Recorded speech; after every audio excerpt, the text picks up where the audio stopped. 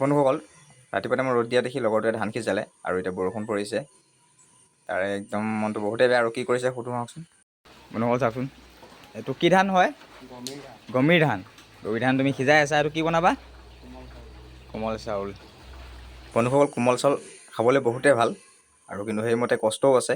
প্ৰথমে ধানটো সিজাব লাগিব, সিজাই লৈ ৰ'দত শুকুৱাব লাগিব, শুকুৱাই লৈ মিলত নি ধান বানিব লাগিব, বনাৰ পিছতহে কোমল চাউল হ'ব। চাওকচোন কিমান লম্বা পদ্ধতি হয় আৰু খাবলৈও ভাল, সেইটো কাৰণে খায়ো ভাল লাগে, বহুতেই ভাল লাগে। বন্ধুসকল, যেতিয়া ধানটো সিজোৱা সময়টো চাই থাকিব লাগে আৰু বেছি সিজিব দিব নালাগে, এটা জোখ আছে। বন্ধুসকল, বতৰটো বেয়া, তাৰ বাবে ডলা টানি মেলি দিছে। ৰ'দত দিয়া নাই, ৰ'দৰ ভিতৰতে ৰখা হৈছে। চাওক কিমান ডাঙৰ ডাঙৰ ডলা, এখন দুখন নহয়, বহুতো ডলা আছে আৰু ডলাবোৰত সকলো মেলি দিব। ধানটোৰ নাম হৈছে গমীৰ ধান। ডলা এয়া দেখিছে, ইমান ডাঙৰ ডাঙৰ ডলা হয় ধান মেলিবৰ কাৰণে।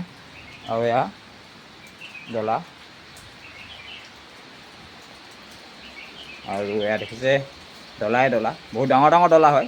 ইয়াত ধান মেলিবৰ কাৰণে ব্যৱহাৰ কৰা হয়। বন্ধুসকল, আশা কৰিলোঁ কমেণ্ট কৰি জনাব, ইমান ডাঙৰ ডাঙৰ ডলাত আপোনালোকৰ ফালে কোনে কোনে ধান মেলে আৰু কোন ঠাইৰ পৰা কমেণ্ট কৰিছে জনাব। যিহেতু ইমান ডাঙৰ ডাঙৰ ডলা আজিকালি নাইকিয়া হৈ গ'ল, সৰু সৰু ডলা হৈ গ'ল। বন্ধুসকল, আজিকালিতো ডলা ব্যৱহাৰ কৰে চাউল জাৰিবৰ কাৰণে, আৰু মই বৰ্তমান সত্ৰত আছোঁ। সত্ৰত দেখিছে ডাঙৰ ডাঙৰ ডলা ব্যৱহাৰ কৰে ধান মেলিবৰ কাৰণে, আৰু ইয়াত চাউল জাৰে কোলাত। কোলাটো মই আপোনাক নেক্সট ভিডিঅ'ত দেখাই দিম কোলাটো কেনেকুৱা হয়।